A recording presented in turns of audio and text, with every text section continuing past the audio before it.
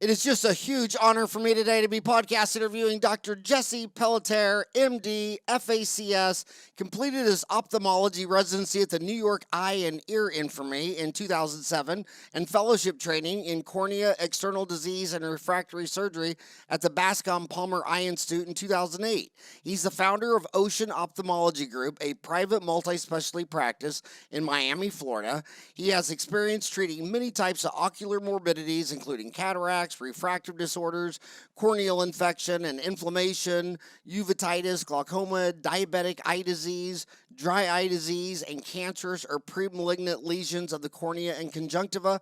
He performs a variety of specialized surgeries, including femtosecond laser cataract surgery with a premium intraocular lens implantation, ocular surface reconstruction, pterygium excision, and corneal transplantation. He's an expert in endothelial keroplasty, a form of lamellar corneal transplantation in which only the deepest portion of the cornea is transplanted. He's written and spoken extensively on diseases of the ocular surface, epidemiology of eye infections, ocular microbiology, infection control, infectious diseases, and topical anesthetics. He is an international expert on these topics and has authored more than 35 papers. Moreover, he is a key opinion leader and investigator for several clinical trials.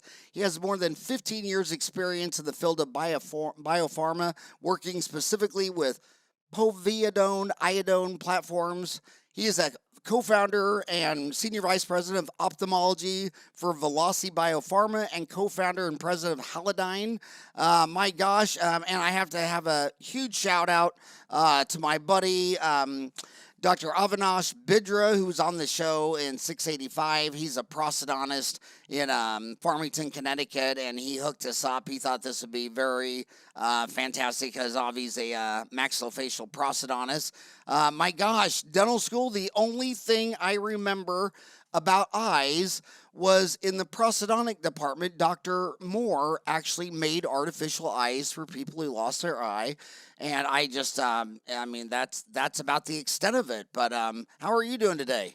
I'm doing really well. It's a pleasure to be on and to discuss the eye, if you like, and COVID related topics and all that. So it's a real honor. Like I said, you're a juggernaut in the space, and what you've done is really incredible on this podcast. So I'm proud to be part of it, and double shout out to Avi for setting us up. I think it'll be a good connection. So what do you think, first let's get the eye dental connection. I mean, it's in the same space, the same head. Is there, my granddaughter has an ear infection right now she's teething. So, we always hear and read stuff about the oral eustachian tube connection, but what do you think dentists should know more about the eye? Well, I mean, it's really interesting because that's why we have eye and ear infirmaries. So for many years, ENTs and ophthalmologists, it was just one specialty. They all kind of trained together. So, and that kind of broke up in the 50s and we split into eye and ear, nose, and throat. But really, we're both dealing with mucous membranes. We're both dealing with very specialized structures of the body. We have to remind ourselves that we always have to take a step back and remember that we're still doctors, and we need to have concerns for systemic illnesses, which can manifest and be shown in the eye or in the mouth. And there's a lot there. Moreover, we have anatomic connections, which are incredibly important, right? The ocular surface is a very large surface area that is contiguous with the nasopharynx through the nasolacrimal duct. It is the nasopharynx, of course, is then contiguous with the mouth, and of course, the mouth is then contiguous, in some ways with the lung. And we have to be aware of that axis that exists between the eye, the nose, the mouth, and the lung. So I think there's a lot that we share in common, especially in COVID. There's a lot of there's a lot of overlap of receptors on the eye and in the mouth that we can get into, if you like. The ear, nose, and throats, I've had more than a few remark to me at the gym that they don't appreciate dentists doing sinus lifts and sticking implants in the sinus, and they've seen some people that thought they had allergies for a decade, and it turns out there's some sinus or failing root canal leaking into the sinus, and it's just a mess. Do you ever hear a story? Do dentists ever violate your space or do anything that you don't like? They only help in my space. Oftentimes, it'll be a vague complaint of some sort of periorbital pain, and they'll remarked that there was a problem with a tooth some time ago, and if I don't find anything positive on the exam, I'll certainly want them to head back to their dentist and get that checked out. So there's some referred pain that can happen in the periorbital area from the teeth, of course, right? TMJ as well as a problem that can also present near the eye. Another huge concern that dentists have is, we have these curing lights for the composites, and we're always curing composites. And on the one hand, some people are fanatics about wearing the orange shields to protect the eyes. And then on the other hand, you have one of the biggest legends in dentistry, Gordon Christian, who says that it's the same amount of radiation coming into your eye as if you were skiing up there, 14,000 feet up, getting ready to head down the slopes of Breckenridge.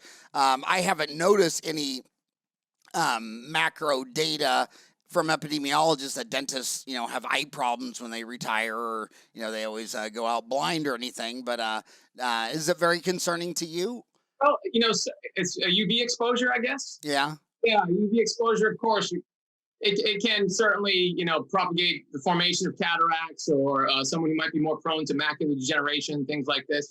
You want to try to avoid it if possible. Everybody has a different risk profile, I'm sure. So however you fit in there, probably nothing's going to happen, but it's always wise to protect yourself from significant UV sources. We do that actually in ophthalmology. We do something very similar. We do corneal collagen cross-linking on deformed corneas and ones that suffer from keratoconus to strengthen the collagen fibers on the cornea.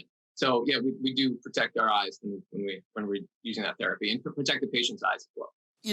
I have to admit that when I started wearing safety glasses in dental school back in, in 84 I graduated in 87, I was always wearing the safety glass because I didn't want that spinning burr going 500,000 RPMs to throw something in my eye.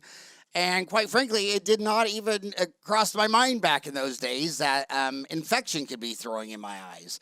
And now that COVID's out, do you think, we get so much mixed information. If you go back through the pandemic, at first they said that if the public wore a mask, they were selfish bastards because they were needed for hospitals. And then they had to do a 180 pivot, which is so confusing when leadership does that. So they should expect all the fallout they had with the mask thing. Do you, and then they said that you could catch this from receiving a package from Amazon or UPS. You were going to catch COVID-19 on a package, and now you have dentists, and I don't see any research for that. And now you have dentists, in between patients, they just wipe down the counters like, oh my gosh, like an Ebola patient just left. And now I've read several studies that they can't link it to contracting it from a surface. So I asked the same question to you about eye. Do you think people are actually getting COVID-19 from an entry point in the eye? I think there's been a lot of safety creep over time, as we've seen from some of the information that we have and that we've acted on. Like I said earlier, there is certainly there's a large surface area to the ocular surface, and there are the ACE2 receptors. There's the TMPRSS2 protease, which is important for viral fusion. So it is theoretically possible that virus could enter the eye and could then transmit into the nasopharynx, into the mouth, and down into the lung, and it could be a point of entry. It's probably exceedingly rare, just as is perhaps acquiring COVID-19 from a fomite, from a dirty knob or something like that you might touch.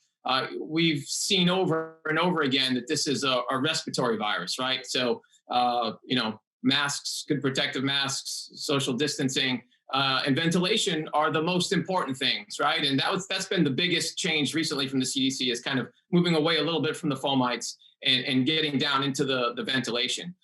We did see even recently a study from MIT show that there may be no difference indoors in infection, whether you're 6 feet away or 60 feet away. So being indoors does, there may be an element to how long you're inside as opposed to distancing indoors, and that may be more important for spread. So the short answer is yes, it can transmit through the eyes. It's possible, but it's probably quite rare. And that's part of the messaging thing that I really don't like about. I loved it when you said safety creep. I mean, when I think people are looking for the CDC to what do we know, not theories. I mean, I can get all the theories I want on Facebook conspiracy theories. I mean, anything's possible. You know what I mean? I may on the way home accidentally run over a unicorn, but I just you look at their wording and they say, we think it's possible. It's like, well, then shut up and just go research. Don't be sitting there spreading all these thoughts. Another, the main reason I actually brought you on the show when Avi told me to check you out is dentists are, fluoride is one of the hallmark preventions of dentistry. It was going all the way back to Colorado and Texas. The early dentists noticed there were communities that had really low decay, and they assumed it was something in the water. The people had brown teeth, but it took until, a long time later, like a century later, before we could measure in parts per million, because when they tested for fluoride and the elements in the water, there's never been a water supply ever found without fluoride, so they didn't think it was that. It wasn't until they could measure in part per million that they realized, wow, the ocean is 1.2 part per million, and those brown teeth areas had about 3 to 4 point per million, and that when you took an area like Phoenix that only had like 0.3 part per million and move it up to just half the level found naturally in the ocean, 0.7 in the drinking water as opposed to 1.2 in the ocean, decay plummeted. And then you go down that line, there's fluorine, underneath that's chlorine. Everybody knows that it's funny how people are so worried about fluoride in the water when what they really should be worried about is chlorine. I mean, chlorine is like, it's in there to kill everything. And anytime a community takes it out, you have cholera, which is still the #1 cause of death on the planet today, is just dirty water. Then underneath that, you have bromine. I'm out here in Arizona, and all these people who want to get rid of the bad chlorine put in a bromine filter, and it's like same damn thing. You just drop down a level on the periodic table. But you're the man of underneath that iodine, and you know a lot about iodine and in history. I mean, my gosh, surgeons and doctors have been using that stuff for years. What started, if fluoride is to dentistry, why is iodine to ophthalmology? Where was the connection for you to jump onto the periodic table at eye? Yeah, so you moved very nicely down the halogens, and iodine is absolutely one of the halogens in that group. And just to talk about ophthalmology briefly, povidone-iodine. Again, I don't know how often it's deployed in dentistry, but it's extremely common in ophthalmology. So in the 10 million either cataract surgeries or intravitreal injections that are performed yearly in the United States, we use povidone-iodine in some form in every single one of them. We use povidone-iodine oftentimes off-label for the treatment of acute infective conjunctivitis or viral conjunctivitis. It's been, explored in phase 2 clinical trials for epidemic keratoconjunctivitis. It's used for prophylaxis of the ocular surface during, when somebody has a keratoplasthesis or a prosthetic cornea on the eye. So I'm very, very, as an ophthalmologist, we're very, very familiar. But you hit the nail on the head. That was very astute. Iodine has been around for a long time. It was identified in 1812 by Courtois. Immediately, iodine then went through a series of iterations where they saw that there was this antiseptic effect, but its formulations were too caustic. They were too toxic to the body. So there were formulations like Lugol solution or potassium iodide. And it wasn't until, synthetic chemistry gets underway in the 1930s when you develop the PVP part of PVPI, or polyvinyl pyrrolidone. And what happens with PVP is it's like this incredible molecule where it's inert, it has hydrophilic properties, it has hydrophobic properties, but it binds iodine in just the right way so that it holds on to iodine, but simultaneously releases just enough free iodine in the form of molecular iodine, I2, or in the form of hypoiodous acid to maintain that antiseptic effect while at the same time making it very safe. Moreover, the chemistry is very, very interesting. and that more dilute formulations of povidone-iodine are actually better tolerated. And they have a higher amount of free iodine, which is available for antimicrobial effects. So they actually work better and are better tolerated at dilute formulations. And we specialize in those for a variety of reasons. So that's kind of the history of iodine as I see it. Wow. That is that is very interesting. Um, like Dennis, I'm reading here right now. He says, I will be using Synos synthetic bone and a resorbable collagen membrane. The goal is to preserve as much bone as with this possible. I've informed the patient that even with this graft, we may still need additional grafting for an implant. My question is, how would you deal with the large amount of infection in the site? Some strategies I've heard: disinfection with 10% povidone-iodine, drilling out bone at the base of the socket, blah blah blah. But he's asking about disinfection with iodine.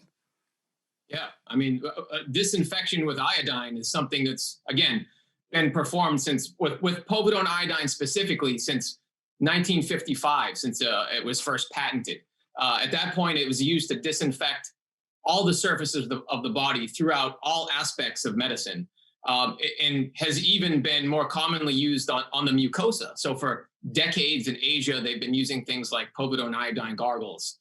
In the United States, in thousands of orthopedic procedures yearly, they're using intranasal povidone-iodine to prevent surgical site infections. It's used by ENTs for chronic rhinosinusitis. And like I said earlier, it's used in ophthalmology. It's very, very common as well. So on all the mucosal surfaces and all the skin and open aspects of the body as well, which is, why we thought it would be particularly useful during this pandemic.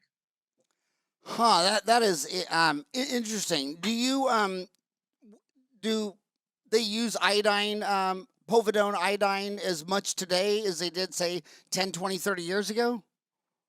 More so. It's really battle tested for efficacy and safety at this point. I can give examples across medicine, but especially in ophthalmology.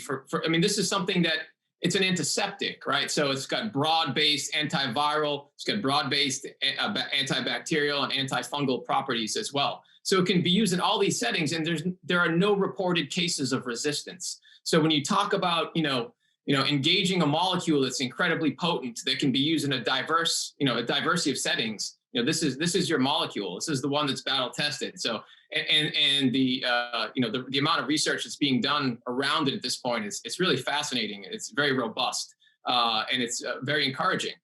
World Health Organization declared it as an essential medicine, povidone-iodine. So we're talking about something that has incredible broad utility. It's only really ascendant in its use over time.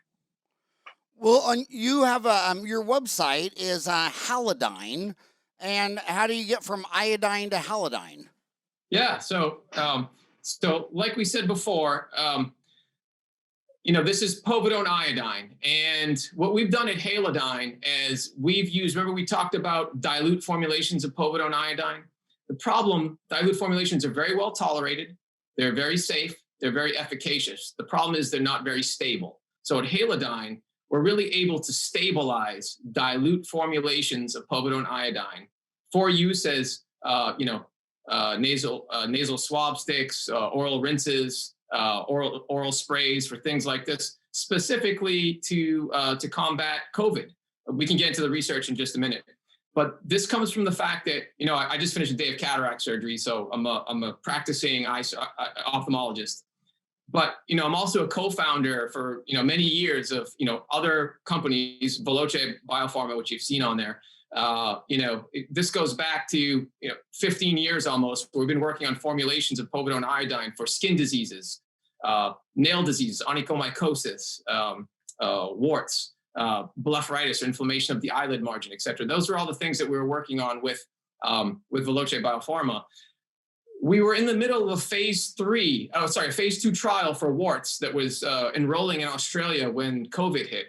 And at that point, we decided that we need to leverage this, all this information that we have, all this knowledge that we have in formulating these dilute povidone-iodine formulations into an anti-COVID measure, because we wanted to do what made sense first and then have the science kind of play out. And that's kind of how we attacked it. So we're able to formulate get these dilute formulations, which were oral rinses, which were nasal swab sticks, to kill SARS-CoV-2 in the nose and the mouth to help decrease transmission. That was our whole idea. And this all started when you were on a mission trip in West Africa, right? That's right. Yeah. So I first got into povidone-iodine as a fellow. One of the best training institutions in the country is actually, it's in Miami, Florida, where I'm still located now, called Bascom Palmer. And at that point we started, ophthalmology lends itself well to mission work. So we started doing mission work in West Africa, Sierra Leone, doing things like cataract surgery. But we saw that a lot of people there were having these mixed microbial infections of the cornea that contained bacteria, and they contained fungus as well. So we wanted to explore why they were having these fungal infections. Turns out in this particular population, Sierra Leone, a lot of people were palm tree tappers. So they would climb the palm tree, they'd tap for the palm oil. And in the meantime, they would indirectly or directly inoculate themselves with palm leaves, which contain a certain type of fungus. And that fungus would then colonize the ocular surface. We published a paper on this, where it was one of the first that showed fungus can actually colonize the ocular surface and then cause these secondary infections when there was a breakdown in the epithelium of the cornea. So we were postulating what we could potentially use or deploy in a third world setting to be able to help people who are suffering from this. So we started there. We then came back to the United States. Our CEO of Halodine, he's a brilliant guy, Joe Capriati. He did a lot of work with povidone-iodine formulations and steroid for the use in acute viral conjunctivitis. And long story short, that went on to sell to Shire for one of the biggest deals in the history of a conjunctivitis drug. And then we were able to formulate, we had the basis for the formulation of Veloce BioPharma, which involved now povidone-iodine in combination with a skin penetration enhancer, which helps push iodine to deeper layers of the skin to treat skin diseases, to treat nail diseases, and eventually also to treat eye diseases like blepharitis. And while we were completing a trial there, COVID hit, and we started, moving towards the nose and the mouth for anti-COVID measures with our formulations. And what formulations, like, do you sell povidone-iodine, or is that one of your products, or is So it's all povidone-iodine. So we sell gargle, we sell a throat spray, we sell a nasal swab stick. We have a nasal spray that we're working on as well. And it's basically been all backed by science. And like I said, and the whole idea is to kill SARS-CoV-2, the virus that causes COVID-19, kill it in the nose and the mouth, because we know this is a respiratory virus, and a respiratory virus initially infects, it replicates, and it sheds from the nose and the mouth in almost every case, right? So if we could target that virus at those very important points, we can decrease transmission. So we then embarked on a variety of studies to prove that this was the case before we started our formulations. And we had two important publications. One was with Dr. Bidra, Avi, which was in the Journal of Prosthodontics. Our oral formulations killed 99.9% of the virus in 15 seconds or less. And then we had the same manuscript, but for our nasal formulations, which showed even better, even faster killing, an incredibly robust killing, and that was published in JAMA, and it was one of the most looked up and researched publications throughout the 2020 year in JAMA, and that was really exciting. But then we also needed the clinical trials to kind of show what we were doing with povidone-iodine, and clinical trials have been incredibly supportive.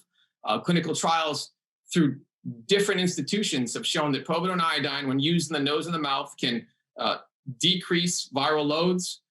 It can decrease viral titers or infectious virus. It can speed viral clearance times. It can decrease the amount of virion or active virus that enters droplets, respiratory droplets, to decrease transmission. So we've had all this science come in on the in vitro and the in vivo side, and that really is what we've based our company on, and that's why we're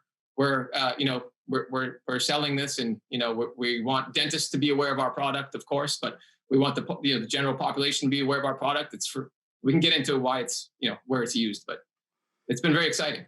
Yeah, I'm looking at that study right now. It was first published on June 30th. It says the purpose to evaluate the in vitro inactivation of severe acute respiratory syndrome coronavirus 2 with hydrogen peroxide and povidone-iodine, PVP, oral antiseptic rinses at clinically recommended concentrations. Conclusion, SARS was completely inactivated by PVP oral antiseptic rinse in vitro at the lowest concentration of 0.5%, at the lowest contact time of 15 seconds. Hydrogen peroxide at the recommended oral rinse concentrations of 1.5 and 3.0% was minimally effective as a virucidal agent after contact times as long as 30 seconds. That's pretty interesting. Yeah, that was it. I mean, once we had that data, again, we had this because we're doctors and we work in the biopharma space, so we knew how to chemically manufacture this and make it stable for people to use. So it's different because it's unit dosed, right? It's stable at a low concentration. That's what makes it different from just ordering regular povidone-iodine or something like that. You have to mix yourself. It stays stable for a while, and everybody has, people have their own individual vial of it in whatever form you choose. Once we had that data from the in vitro study, we published that.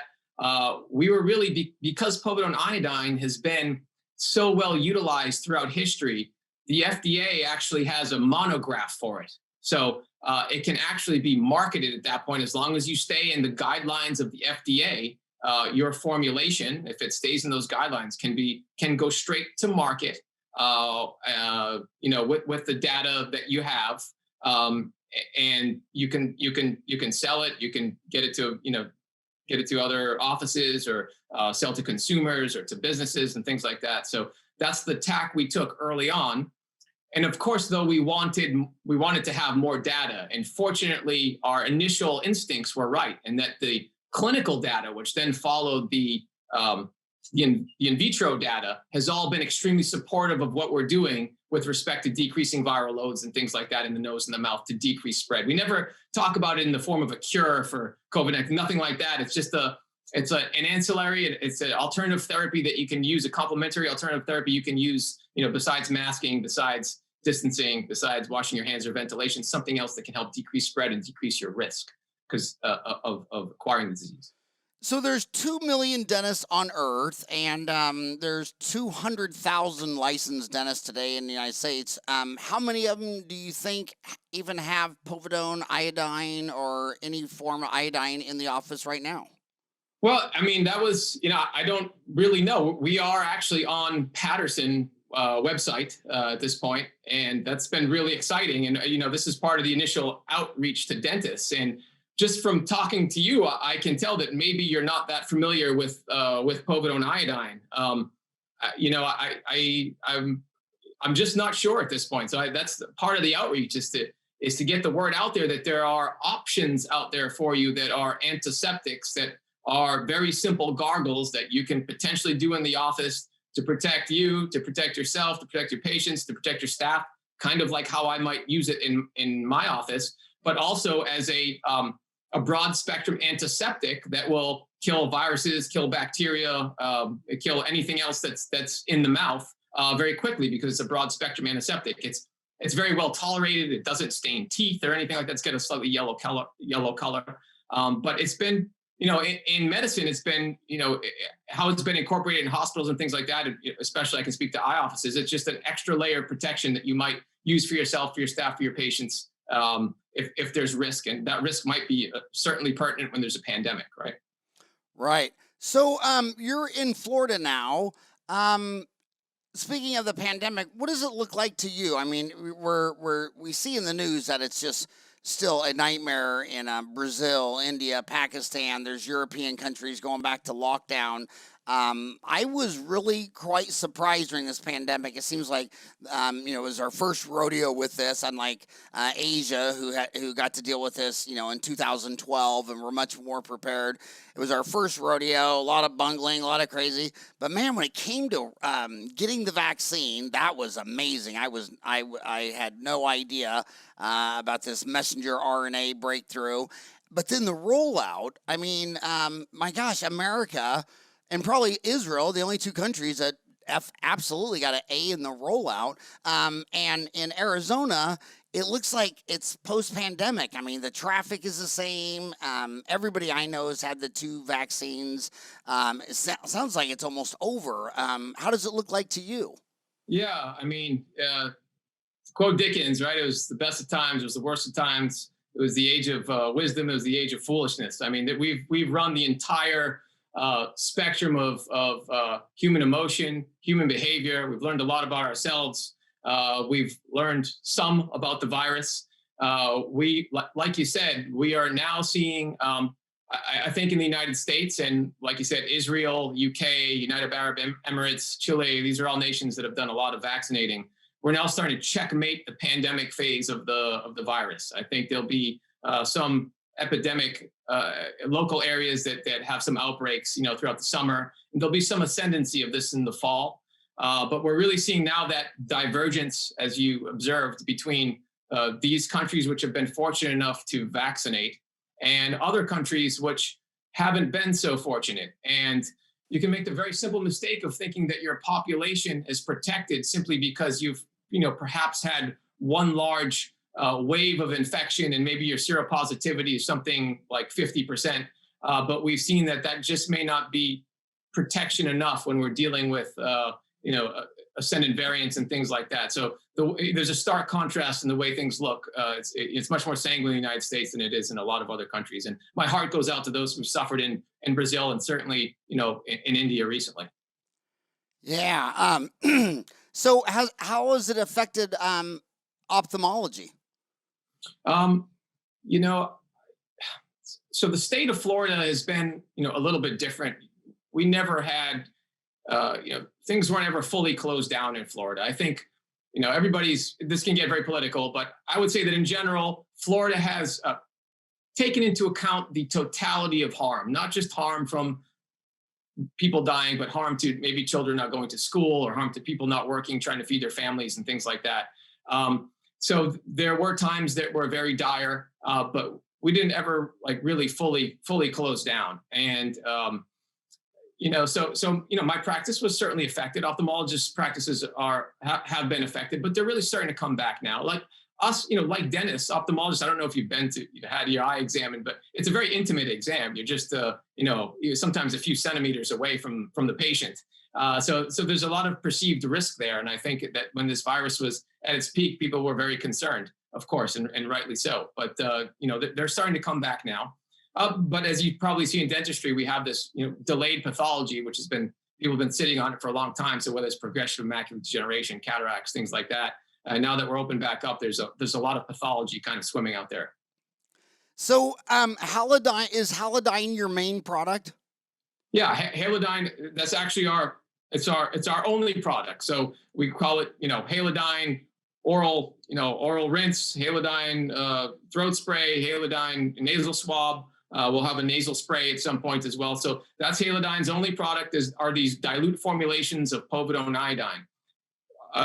It was very interesting because we were doctors. We initially started getting this to other doctors' offices, into ambulatory surgery centers, into some dental offices, primary care doctor offices. But then it became obvious that this type of protection during a pandemic, especially during a respiratory virus, would be especially pertinent in other settings. So the general population at large. If someone was maybe someone was traveling and was taking excess risk in an airplane, or maybe someone was going, at a bus station where we're in a congregate setting where it could be used in all these things, or someone as a teacher hadn't yet had the vaccine and, needed to be at school, or things like this.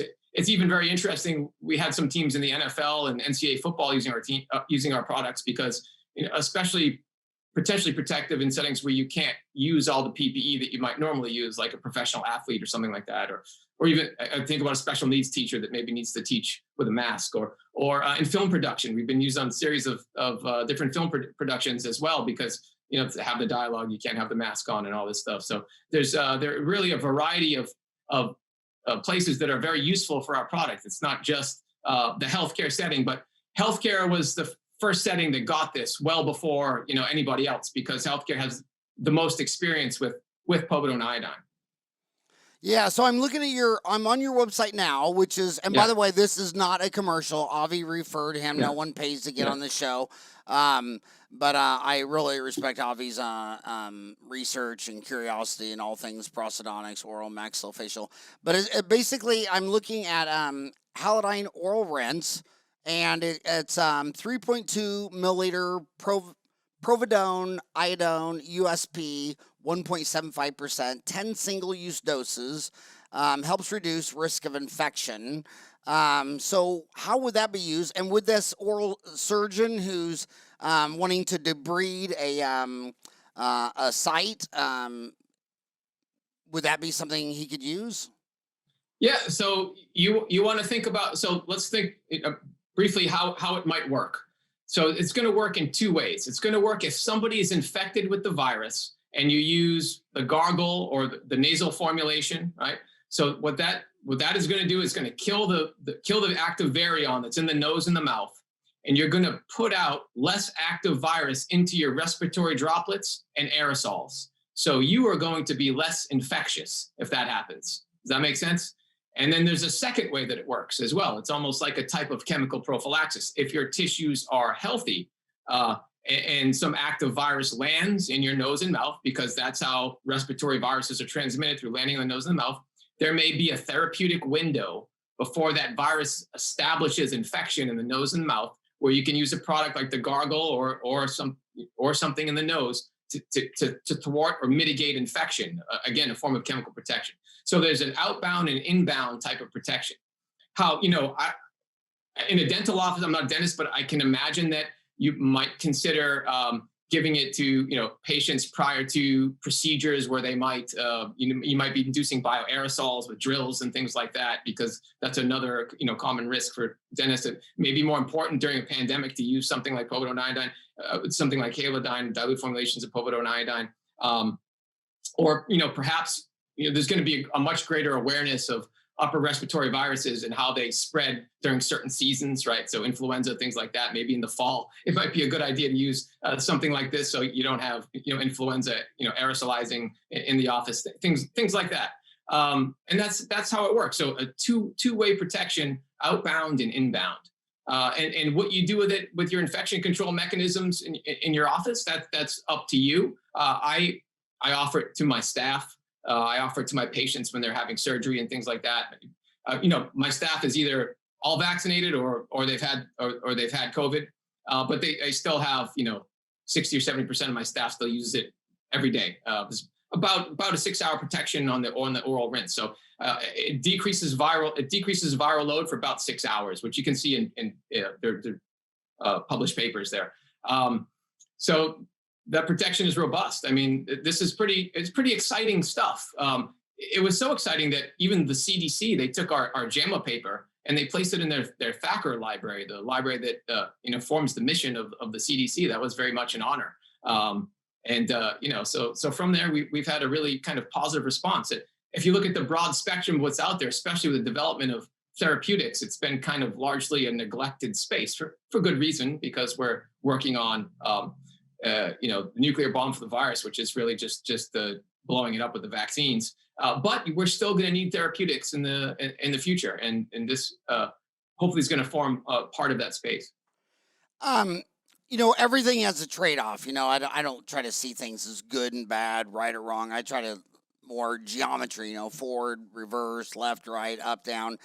And the FDA is a much-needed regulatory agency. I don't like the way they will not let you use it until you've paid their bribe and got approved and all that kind of stuff like that. I mean, I always share the story that the house I bought at my McMansion was a retired widow lady who was dying of brain cancer, and an American scientist had a medication. It was going through the FDA. She couldn't get it. It was in a study. So she had to sell the house to me and move to Scandinavia, where they were selling it to the people. It's like, are you kidding me? My tax dollars pay for the damn FDA, and here's a widow old lady having to move to another country. I mean, it's just the heavy-handedness of our government is over the top, and it always has been. But I see it in dentistry where one company has selling a silver diamine fluoride solution, and they've jumped through all the hoops. They're out of Florida and they're selling it.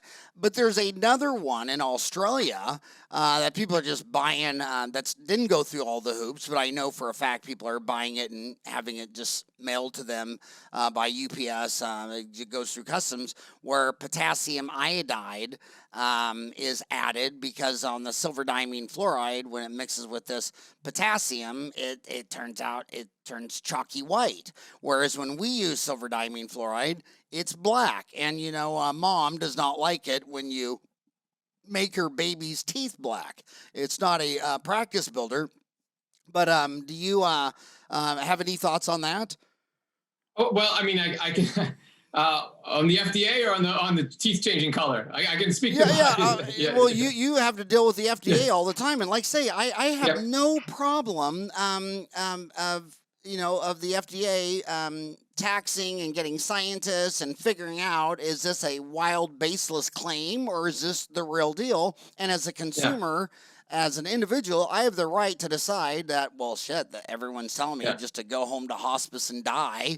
I mean, why test this stuff on rats and monkeys? I mean, I think at my age of 58, I'm at least as qualified to say I'm a rat, monkey, mouse equivalent. I mean, I just don't. But no, they're like, no, we did not sign off on this. Oh, but you're selling it to other countries, and I'm gonna die. I mean, where's the individual in this equation? Yeah, I mean, we've been very fortunate because we talked about the long history of the use of povidone-iodine in medicine. And because of that, the FDA established this quote unquote monograph, or this recipe book, so that our formulation falls under the monograph.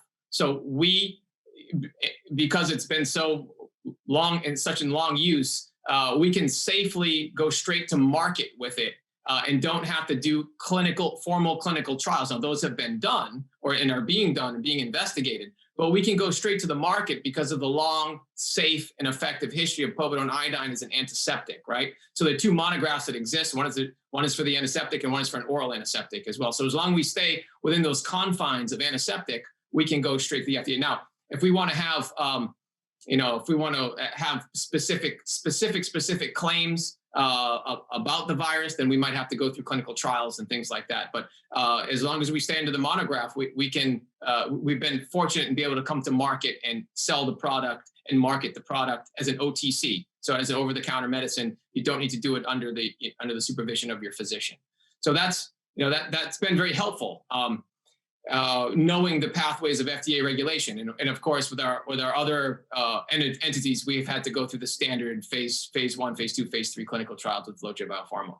I will speak to to povidone-iodine in general. These dilute concentrations, fortunately, it does not cause any tooth staining or veneer staining whatsoever. And if it did in that very odd case report, then you guys would be perfectly set to deal with it. So.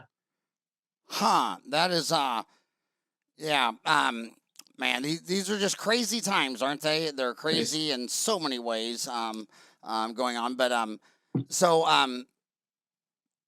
silver diamine fluoride and potassium iodine, again, it's just more examples of the halogen group being used to do all these things. This is a really amazing times. And then we had another one. Go ahead. I was just going to say, halogens are, like you said, the halogens are, or they're in like group 9 of the periodic table before the noble gases. So they're all missing that last valence shell electron. So they're electronegative, and that's what makes them kind of so reactive and so useful in antisepsis, right? So right. Just was adding that.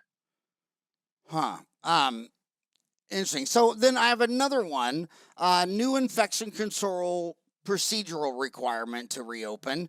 And it says, dental work is focused in this. We disinfect the extra oral area to prevent inadvertent cross-contamination between this venue and dental providers. Agents used for this purpose are povidone-iodine, alcohol, chlorhexidine. What are your thoughts on that? I noticed that your study was actually comparing it to chlorhexidine, which used to be a Yeah. really big thing, but it seems like it's not so much anymore. It's not as important as it used to be. Yeah, we showed greater efficacy than even hydrogen peroxide, which was really impressive, and even greater efficacy than ethanol, which was unbelievable, which is really the gold standard. And of course, you can't use ethanol in the mouth. So, what's important about our formulations is that they're safe for the nose and the mouth, right? Because of the low concentration. Remember, they're stabilized at low concentration. When you talk about the nose, one of the things that you have to be careful, you don't want to have direct toxicity to epithelial cells, but you also don't want to slow down something called mucociliary clearance. We have these cilia in the nose that beat retrograde to move debris to the nasopharynx to swallow it or to spit it out. You don't want to impede that natural process, because if there's stasis to that process, you can have an epithelial infection set in because there'll be more contact time. So all those medicines will decrease that mucociliary clearance. Low concentration povidone-iodine doesn't do that. I also think there's a lot, between, again, we were talking about primary infection and SARS-CoV-2 in the mouth, and the mouth as a means of primary infection. Like, not a lot that's not often discussed, right? We talk about the nose when you inhale respiratory droplets or aerosols, but the mouth as well. The mouth has this incredible repository of epithelial cells that express ACE2, the salivary glands, the accessory salivary glands. They also express the temperase 2 protease, the protease, which allows for viral entry and binding. So that initial infection is perhaps much more common than we observe happening in the mouth. And we also understand how the mouth is connected to the lung in the form of microaspirations and things like this, which can translocate viruses or bacteria into the lung.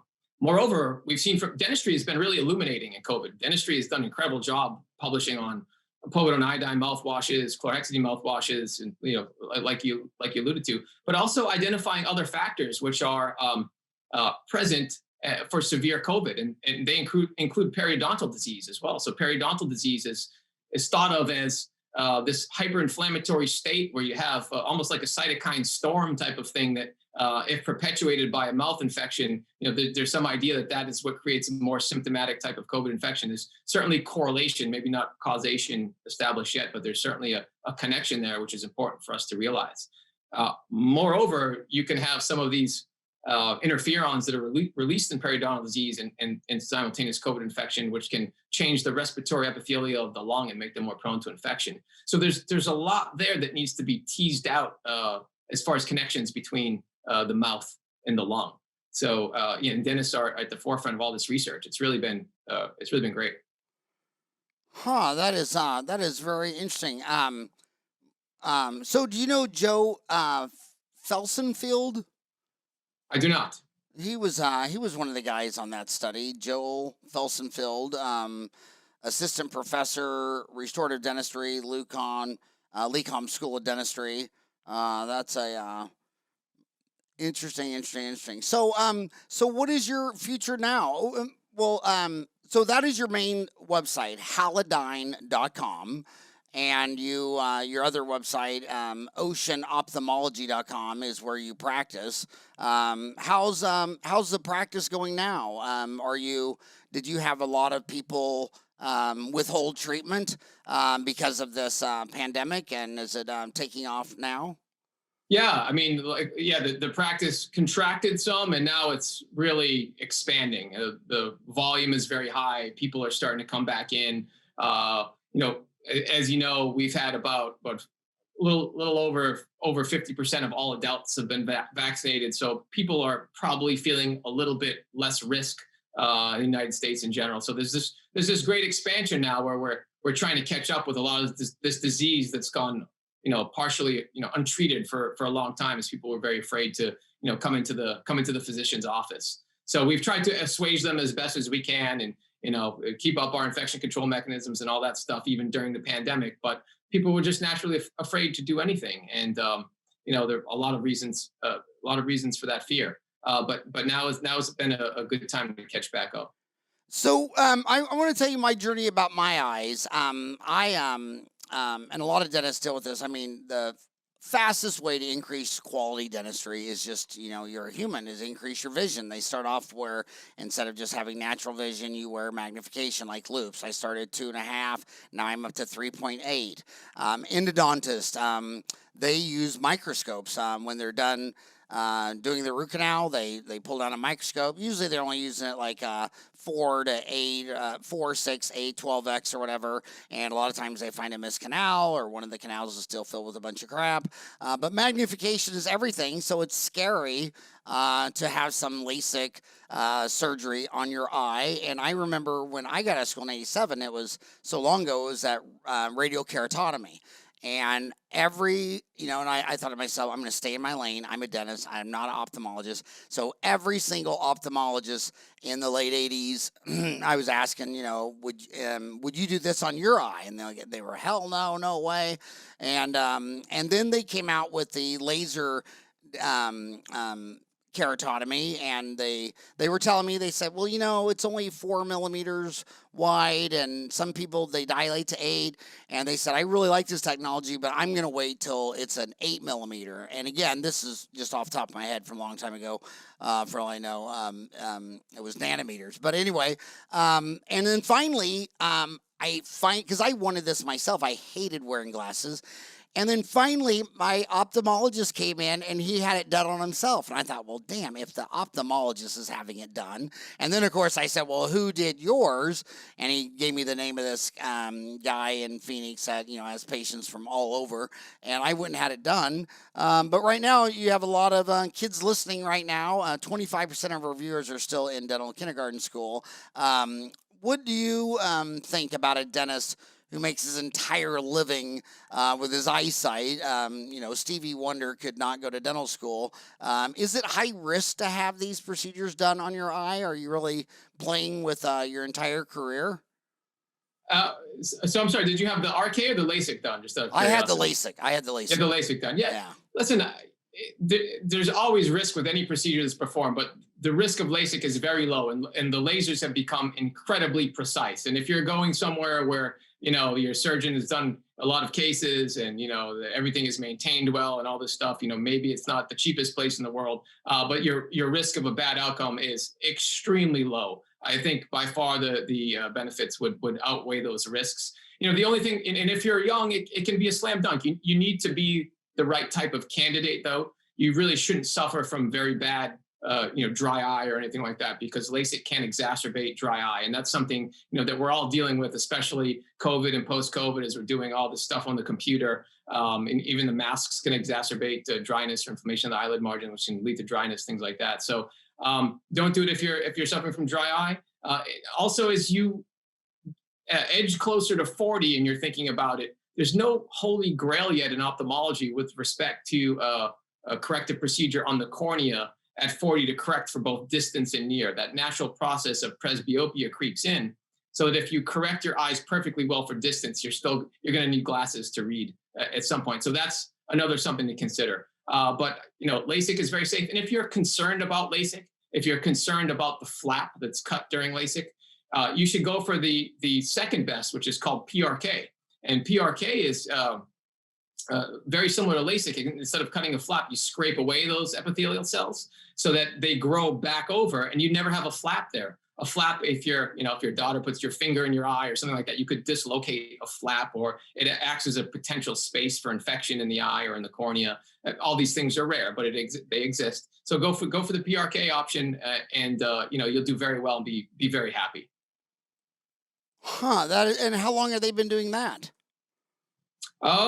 Since the early 90s, really. Yeah, it's kind of RK kind of phased out. RK didn't do so well. People were very happy with it in the short term, but in the long term, it wasn't so advantageous, as corneas kind of continued to flatten after they were incised, and vision fluctuates in a lot of those patients. But after that was the ascendancy really of LASIK and PRK, and that's these are both great procedures. I highly recommend them if you are a candidate.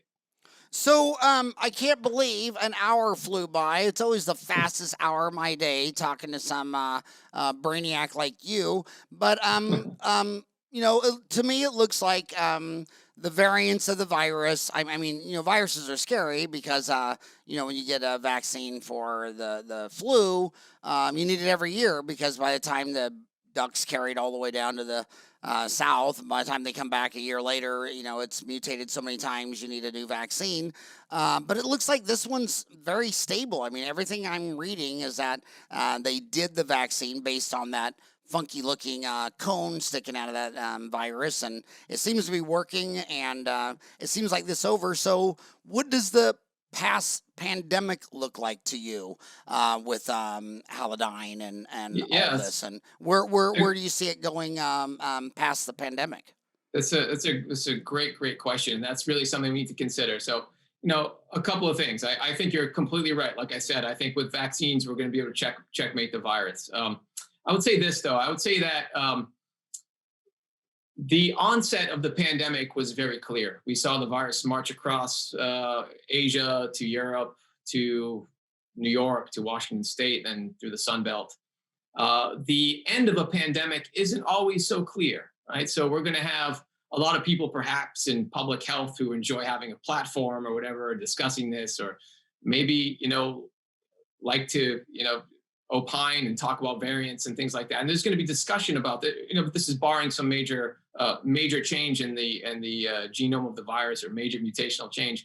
We're going to be fine, but people are going to be talking about this for a very long time, even the virus itself. And make no mistake about it, it's going to recede a lot in the summer. But we're going to have a lot of people who still aren't vaccinated, who might be vaccine hesitant, and we're going to have to address all that. And there will be a recrudescence of this in the fall. And in the future, upper respiratory viruses, look at the general population. Look how much they know now about epidemiology, virology, public health, immunology, all this stuff, right? Everybody's going to have their eyes and be tracking upper respiratory tract viruses. Moreover, we've had a shot across the bow a couple of times in the past. I mean, swine flu, Zika, Ebola, which all of this could have affected us. And fortunately, they really didn't. The next pandemic or the next zoonotic virus that can jump may only be 5 or 10 years away. So I think that people are going to have concerns about this. They're going to have concerns about, swapping air with other people and understand the factors that are involved, especially in times when influenza and upper respiratory tract viruses are ascendant, or when coronavirus perhaps becomes ascendant again in the following fall. So I think when you look at the spectrum of products that are out there to protect yourself, there's plenty of room for something that's a robust antiseptic that has this very wide utility. So did you ever, in your wildest dreams when going to med school, think someday you'd be practicing through a pandemic? No, this really caught me off guard. It's really been, I still can't believe it. It's like the year has gone by. When I look back, it's been fast, but every day felt like it lasted 3 or 4 days. I mean, it's really been a bizarre time. I hope it's something that we never have to deal with again. But I think just the way we're set up and our ecology and some of those other factors, I think that may not be the case. So do you and Avi have any future plans, or? Well, we are publishing a paper now on deleterious species of bacteria in the mouth, and how Halodine works against those. And we're going to keep at it here and keep protecting people and move forward. So yeah, I'd like to meet Avi at some point. I've never met him in person. Maybe we should have brought him on the podcast as well. But when I head back to the Northeast, I'll be sure to give him a ring. Sunday night was the first time in a year. I mean, we actually, the kids and we all went and saw a movie at the movie theater and had popcorn. And oh my gosh, it just seems like, it's just, man, what a long year. 2020 was dead on arrival, and now I guess it's time to just prepare for the post-pandemic, which I don't want to sound like a Debbie Downer, but I think the next thing we're due for is another 10-year economic contraction. I mean, I graduated from high school in 80, and that was the worst I'd ever seen in a recession with 20.5% interest rates. And I can so remember inflation back then. And now that I'm, 58, half this country's never even seen inflation, and you can tell they don't recognize it. They'll complain a little bit like, oh, the price of the grocery store are going up. Yeah, oil's gone from 20 barrel to 60, lumber's up 274%. The US dollar's falling. I mean, it just seems like I'm just left a pandemic, and now I got to go back to high school and live through the inflation, and that's why the stock market is up so high. And the best way to prove that the stock market is irrational is when you look at the problem is the U.S. government has $23 trillion of debt, and they can't pay. They don't want to pay any interest on that, so the Federal Reserve is colluding with them and has kept interest rates to near zero for decades. But your only tool to crush inflation is to raise interest rates, and if interest rates went back to where they were in 1980, my God, the entire economy would just shut down. But the reason stocks in the middle of a pandemic, think about this, the middle of a pandemic, starting in March, they closed down dentistry for 2 months. All these 40 million people hit the unemployment lines, yet stocks go up 30% and real estate's going up 30%. That's not value. That's obviously inflation, as seen in Iran.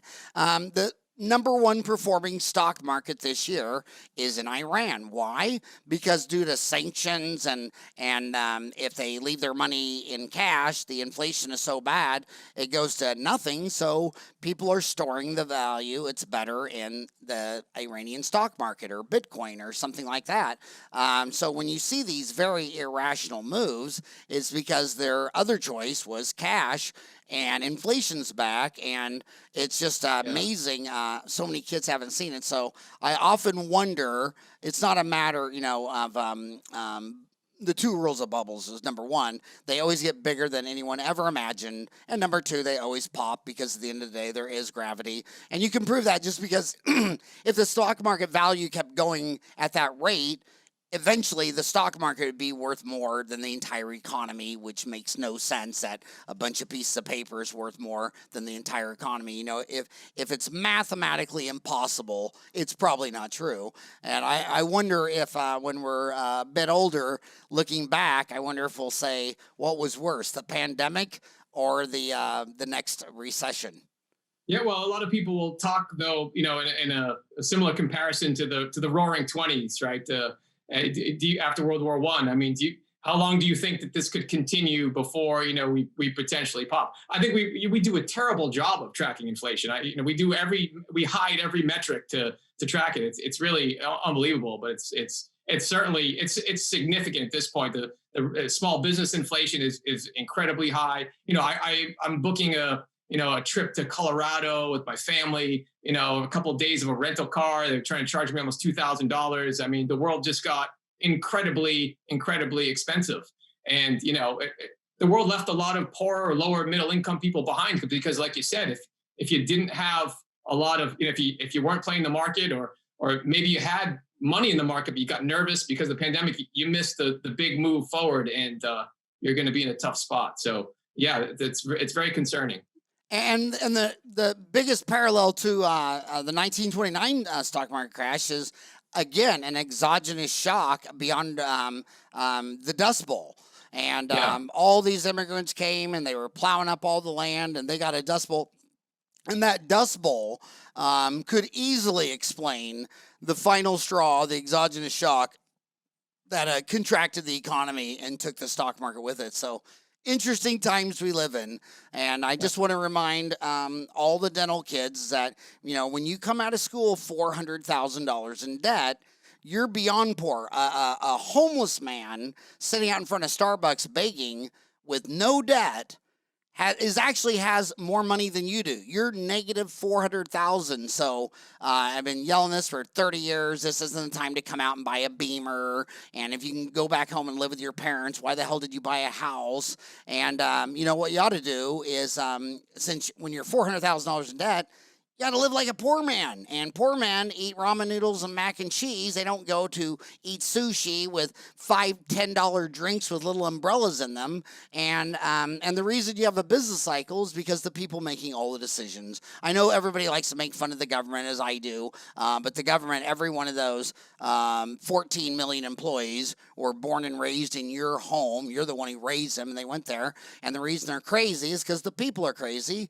And right now, deficit spending and putting money on your credit card and living beyond your means is the same behavior as to why your government's $23 trillion in debt. So be smart, and the people who keep their overhead down, stay mean and lean, and work like no man has for a decade will learn to prosper, and will prosper like no man has for several decades. So get mean and lean, cut your overhead. Yes, the pandemic, you can see the light at the end of the tunnel, but you got another dust bowl coronavirus economic recession, which is why the Austrian economist Schumpeter got a Nobel Prize with business cycles. And the reason you'll always have a business cycle is because all the decisions are made by 8 billion crazy monkeys who lost their tail, and when they deficit spend, they've actually lost their mind. So on that, have a great day. All right, Howard, thanks.